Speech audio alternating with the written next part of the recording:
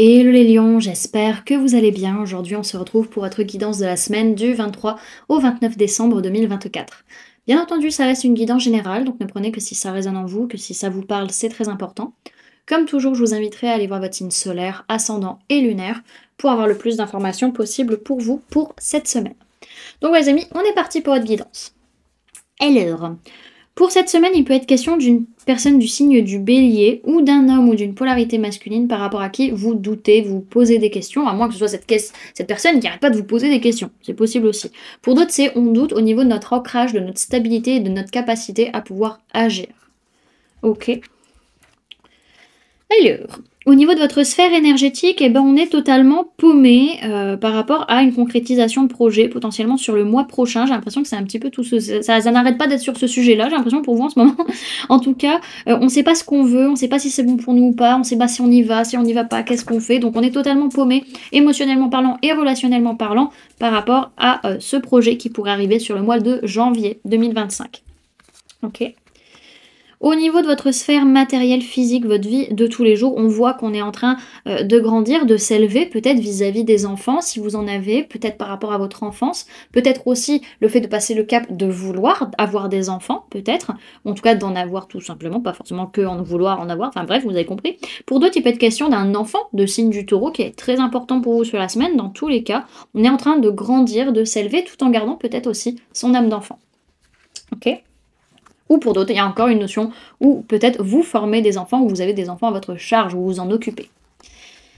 Alors, sur le plan professionnel, il peut être question d'une personne du signe du Verseau avec qui vous travaillez. Pour d'autres, c'est que vous vous sentez guidé justement peut-être dans votre entreprise, ou vous sentez que vous avez besoin de guider d'autres personnes dans votre entreprise, ou peut-être même pour certains créer votre entreprise, c'est possible. Et au niveau sentimental, on peut parler d'une personne du signe du Gémeaux, on peut parler d'un homme polarité masculine plus vieille que vous, du signe du Gémeaux, avec qui il peut y avoir un changement, un déménagement, en tout cas une ouverture sentimentale. Pour d'autres, c'est avec un lien d'âme ou qu'en tout cas c'est un choix du cœur qui est très réfléchi vis-à-vis du fait de déménager et d'amener du changement dans votre vie sentimentale. Ok. Les amis, je me permets cette courte pause pour vous parler des services que je propose. Donc si vous souhaitez prendre rendez-vous avec moi, que ce soit pour un soin énergétique, un accompagnement holistique, une guidance privée, du feng shui, de la géobiologie ou de l'architecture d'intérieur énergétique, vous avez mon adresse mail en barre d'infos ainsi que le lien pour réserver directement le rendez-vous qui vous intéresse. Et pour les événements à venir, la prochaine balade géobiologique aura lieu le samedi 18 janvier à l'étang de la Mousserie à 14h. Donc c'est une balade de 2 heures pour se reconnecter à son corps et découvrir les perturbations géobiologiques. Donc c'est ouvert autant aux adultes qu'aux enfants, donc ça peut être une très très bonne sortie familiale. Donc n'hésitez pas à prendre votre place soit sur le site internet, soit en me contactant directement par mail ou par téléphone. Et pour les stages énergie des lieux, donc que ce soit pour apprendre à harmoniser votre habitat pour plus de bonheur dans votre vie ou harmoniser votre espace de travail pour plus de prospérité dans votre business, pareil, vous avez toutes les informations sur le site internet. Vous pouvez réserver vos places aux différents modules qui vous intéressent directement sur le site internet ou en me contactant par mail ou par téléphone. Vous pouvez réserver aussi, si vous passez par mail ou par téléphone, votre stage en plusieurs fois, c'est possible, enfin régler en plusieurs fois. Et au niveau des dates, du coup le module 1 pour l'harmonisation de l'habitat sera le 25 janvier, le module 2 le 26 janvier et le module 3 sera le 1er février 2025. Et pour le stage d'harmonisation des espaces professionnels, ce sera le 12, le 13 et le 19 avril, sachant que le module 1 et le module 2 peuvent se prendre de manière indépendante. Il n'y a que le module 3 que vous devez prendre en package avec les 2 précédents modules. Donc voilà, si vous avez la moindre question, n'hésitez pas à m'envoyer un message, j'y répondrai avec grand plaisir. Donc voilà les amis, je vous laisse, on reprend la guidance. À tout de suite.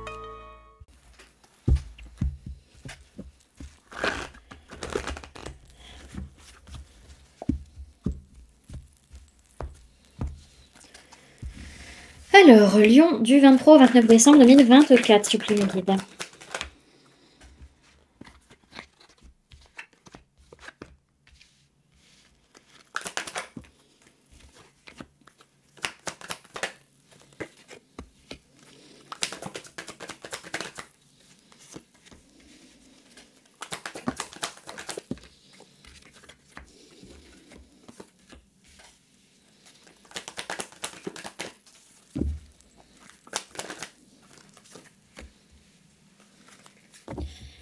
Alors, au niveau des signes du zodiaque qu'il y a dans votre tirage, les amis, sur cette semaine, on peut parler de personnes du signe du Gémeaux, on peut parler de personnes du signe du Bélier, on peut parler d'un homme ou d'une polarité masculine, que ce soit vous, la personne en face de vous, ou votre propre polarité masculine interne.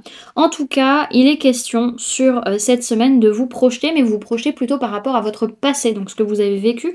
Donc vous dites, ok, je me projette, mais malgré tout, je veux rester stable dans mes idées, je veux rester stable dans ma façon de voir les choses, j'ai pas envie de me faire avoir parce que j'ai eu pas mal de conflits, pas mal de colère, il y a encore de la colère sous-jacente, et vous n'avez pas forcément envie de revivre un bouleversement comme vous l'avez vécu, donc vous posez des limites, vous vous protégez, peut-être nécessaire aussi de faire un bilan de la façon d'être ou dans la façon d'agir.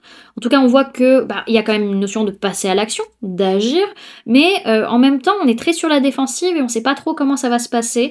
Alors, on essaie de réajuster peut-être notre façon d'être ou notre façon d'agir justement par rapport à ce côté un peu défensif. On a vraiment besoin de guérir au niveau de notre feu intérieur, au niveau de notre façon d'être, notre façon d'agir et également, je ne sais plus ce que j'allais dire... ouais, surtout vis-à-vis d'un engagement ou d'un événement particulier, rester stable dans sa façon d'être. Ok?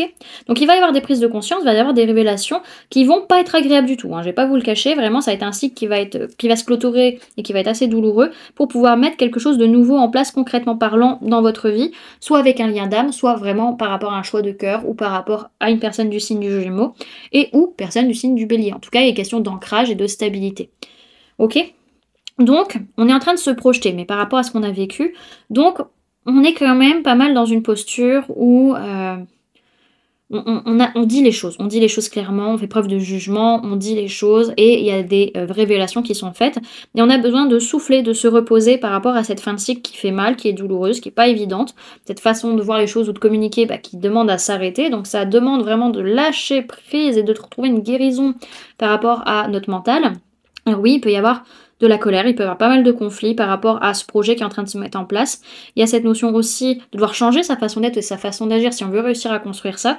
Et il peut y avoir un gros bouleversement, soit vis-à-vis d'une personne du signe du Gémeaux, soit un lien d'âme, soit un choix de cœur. Mais dans tous les cas, vous protégez et vous êtes pas sur la défensive, mais vraiment vous protégez et vous posez vos limites par rapport à une personne du signe du Bélier ou un homme ou une polarité masculine, en tout cas pour réussir à vous ancrer et vous stabiliser. Derrière, ce que j'ai, c'est que vous passez à l'action, peut-être vis-à-vis d'une personne de signe de la balance ou par rapport à de l'administratif, du juridique, du judiciaire. En tout cas, les choses sont en marche. Ok. Alors, pour vous les amis, cette semaine, vous avez 2 conseils. Donc, vous avez la carte de la générosité et la tristesse. Si vous avez des personnes tristes autour de vous, soyez là pour ces personnes. Soyez présents. Et pour d'autres, d'une certaine manière... Même si vous êtes triste, enfin c'est pas que si vous êtes triste, soyez généreux, c'est plutôt n'hésitez pas à montrer toute la générosité et toute la bonté que vous avez, même si ça se fait en pleurant devant les autres, et c'est pas grave hein, les amis. Ok? Alors, on vous parle de cadeaux, de donner et recevoir et de bonheur partagé. Sa formule sacrée, c'est je suis nourri du partage.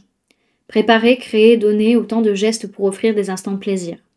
Je ressens de la gratitude car j'ai conscience qu'un bonheur partagé a une opportunité de le voir se décupler. Fleurir de belles intentions est un gage d'amour et de sincérité. Savoir le diffuser, c'est nourrir les cœurs de bonheur. Chérir et offrir pour donner et recevoir. Cette chaleur qui nourrit l'espoir. Cette carte vous rappelle que de petits gestes naissent les grandes joies. Un cadeau n'a pour valeur que celle du cœur. Sourire au plaisir d'offrir et se nourrir de l'intensité partagée. Chaque individu peut devenir le présent d'un autre si ce dernier sait apprécier sa singularité. Les bonheurs simples de la vie sont votre source d'énergie. On vous dit que cette semaine, votre générosité comble de bonheur et on vous conseille de partager des instants de bonheur avec le cœur. Et la deuxième carte, hop, qui ne veut pas se montrer. On vous parle de sensibilité, de souffrance et de purification. Sa formule sacrée, c'est mes larmes soulagent mon cœur. Aux perles d'eau ruissellent sur mes joues. Purificatrice, tu libères ce qui me freine. Tu n'es point un signe de faiblesse, mais tu accompagnes ma robustesse. Tu balaies mes peines, dissous mes soucis, allège mon cœur. Dans mon tourment, le chagrin se fait soin pour que demain soit mien. Cette carte vous invite à ne pas avoir peur du chagrin. Les larmes se veulent purifiantes et régénérantes. La peine fait partie du chemin. Elle est l'expression d'un passage et d'un renouveau. Pleurer n'est pas signe de faiblesse. Rendons aux pleurs leur lettre de noblesse. Autorisez-vous à libérer le trop-plein cumulé. Pleurez sans retenue lorsque le moment est venu, de joie ou de tristesse, discrètement ou par torrent. Accueillez l'instant et retrouvez le chemin de l'allégresse. On vous dit que cette semaine vous surmontez vos peines et on vous conseille de ne pas retenir vos larmes, pardon. Elles sont salvatrices. Voilà, du coup, les amis, ce que je pouvais vous donner comme information pour cette semaine. J'espère que cette guidance vous aura plu, vous aura parlé, aura pu vous aider. N'hésitez pas à me dire en commentaire comment cette guidance résonne en vous par rapport à ce que vous vivez actuellement. N'hésitez pas également à laisser un j'aime si cette vidéo vous a plu, à la partager si vous le souhaitez, et à vous abonner si ce n'est pas déjà fait, en activant la petite cloche qui se trouve juste à côté pour ne louper aucune sortie de vidéo. Également, pour les personnes qui souhaitent donner un petit coup de pouce à la chaîne, vous pouvez laisser un merci, vous pouvez devenir membre en cliquant sur le bouton rejoindre, ou encore laisser un don via le lien PayPal que vous trouverez en barre d'informations. En attendant les amis, moi je vous remercie d'avoir cliqué sur cette vidéo, d'avoir pris ces quelques minutes avec moi, d'être resté jusqu'à la fin de la guidance. Et puis moi je vous fais du coup plein de gros bisous. Prenez bien soin de vous, profitez bien des fêtes de fin d'année, je vous souhaite un joyeux Noël et je vous dis à très bientôt. Bye!